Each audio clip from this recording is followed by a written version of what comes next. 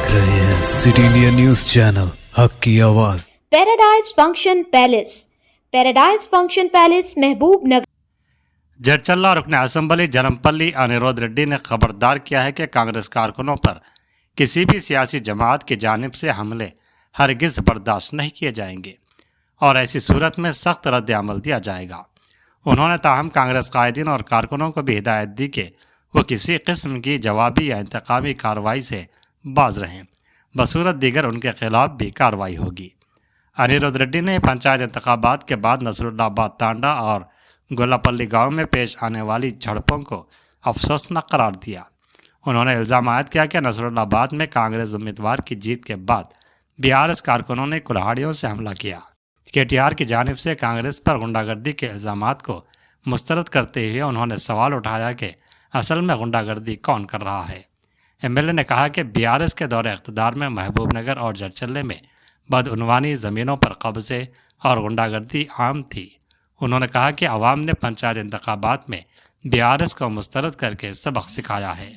अनिरुद्ध रेड्डी ने वाज़ेह किया कि कांग्रेस हुकूमत आज़ादी और कानून की बालादस्ती पर यकीन रखती है, मगर हरासानी हरगिज़ बर्दाश्त नहीं की जाएगी। उन्होंने तमाम सियासी जमातों से अमन व अमान बरकरार रखने और जमहूरी अक़दार का एहतराम करने की अपील की है।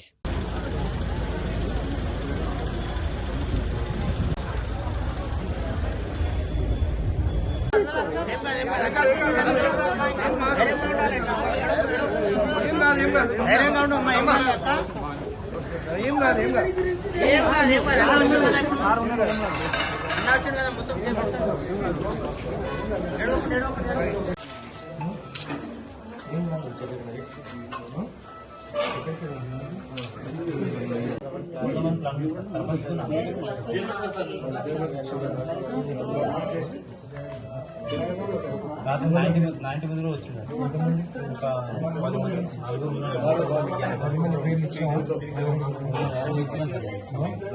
స్టేట్మెంట్ తీసుకోమని చెప్తాను.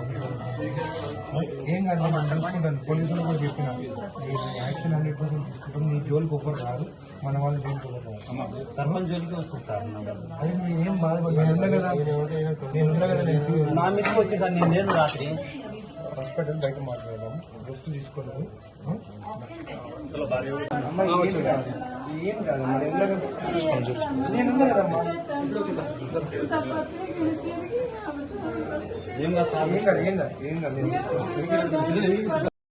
Sarpanch third phase elections results తర్వాత జడ్చల బాలనగర్ మండలంలో మంచి రిజల్ట్స్ కాంగ్రెస్ పార్టీ మంచి మెజార్టీస్తో మేము బలపరిచిన అభ్యర్థులు గెలిచారు.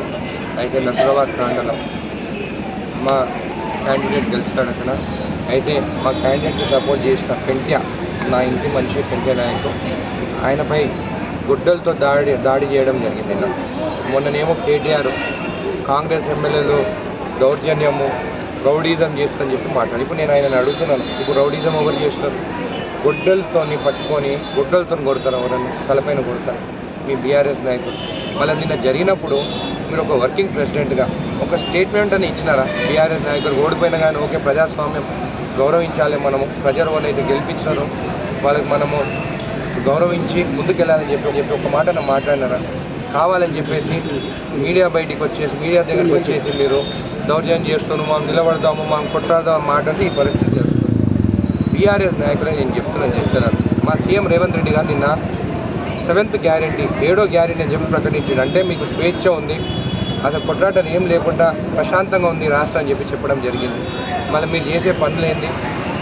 మా సీఎం రేవంత్ రెడ్డి గారు కూడా చెప్తున్నాము, మీరు చెప్పిన 7th గ్యారెంటీని మేము అందరం కట్టుబడి ఉన్నాము. కానీ ఇప్పటి నుంచి జడ్చలలో మాత్రము బీఆర్ఎస్ నాయకులు ఎవరైనా మా జోలికి వస్తే, కాంగ్రెస్ మా నాయకుల జోలికి వస్తే నేను కూడా నా కన్ను ఎర్ర చేసుకోవాల్సి వస్తుంది జడ్చలలో. ఇప్పటి వరకు అందరూ మనోళ్ళు అని చెప్పేసి ముందుకెళ్ళాను, కానీ మా వాళ్ళపైన గుడ్డలతో దాడి చేస్తే ఊరుకునే లేదని చెప్పి కూడా నేను చెప్తాను. నేను ఇంకా ఊరుకోను. బీఆర్ఎస్ నాయకులకు అందరూ చెప్తాను, మా నాయకులు కానీ మా లీడర్లు కానీ ఎవరు మీ జోలికి రారు, కానీ మీరు మాత్రం మా దగ్గరకు వస్తే మాత్రము మేము ఊరుకోము. మేము మంచిగా ఉండి అందరిని కలుసుకొని ముందుకు పోతుంటే ఇలాంటి పనులు చేస్తే మాత్రం మంచిగా. కేటీఆర్ గారిని కూడా అడుగుతున్నాను నేను, ఎందుకు వచ్చి మీరు ఒక స్టేట్మెంట్ ఇస్తలేరు? కొట్లాటలు వద్దని చెప్పేసి మన వాళ్ళపైన ఏం యాక్షన్ తీసుకుంటారు?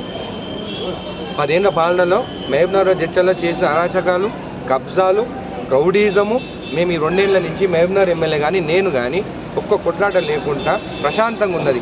అట్లాంటి మీ నాయకులు ఇలాంటి పని చేస్తుంటే కూడా మీ నాయకులు ఒక్కడు కూడా ముందుకు వస్తారు.